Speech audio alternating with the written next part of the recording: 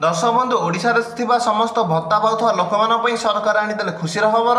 सब लोक मैंने पाइबको जाउछन 3000 टଙ୍କା भत्ता। तेबे केउ दिन ठुर मोहन सरकार समस्त लोक मानकु 3000 टଙ୍କା भत्ता देबे, केउ दिन ठुर समस्त लोक अधिका भत्ता टଙ୍କା पाइबे, केबे ठुर पाइबे एवं केउ माने पाइबे, संपूर्ण खबरटी जानिया पई हेले वीडियोटी को शेष पर्यंत जेमिति हेले देखंतु। चैनलटी को जदि नुआ करी आछंती तेबे चैनलटी को लाइक टे करंतु एवं सब्सक्राइब टे करबा सह पाखरे था बेल आइकन टी को ऑल रे सेट जेमिति हेले करि दियंतु। दर्शक बंधु राज्य रे सब भत्ता पाउथवा लोक मानक पई सरकार आनिबाकु जाउछन्ती खुशीर खबर। कारण देखंतु राज्य रे जो माने सब भत्ता टଙ୍କା पाउछन 1000 टଙ୍କା कि 1200 टଙ୍କା आपण माने सब जानिथिबे जे 60 वर्ष रे उर्ध्व एवं 80 वर्ष रो कम लोक मानकु सरकार 1000 टଙ୍କା कि 1200 टଙ୍କା भत्ता दउछन्ती। किंतु सरकार पूर्व घोषणा करथिले कि इलेक्शन बेले राज्य रे थिबा समस्त लोक मानक पई सरकार 3000 टଙ୍କା भत्ता टी को लागू करिवे। किंतु इलेक्शन पर वर्ष बीती सारलानी किंतु ता हला नै। किंतु सरकार जो मानकर बयस 80 वर्ष ऊपर एवं जो भिन्नक्षम मानकर अक्षमताटी 80% ऊपर सेमानक पई सरकार राज्य रे 3500 टଙ୍କା भत्ता सुविधा कले। किंतु तांको ठारू कम जो माने सब रही गले सेमानक पई सरकार किछि सुविधा कले नै।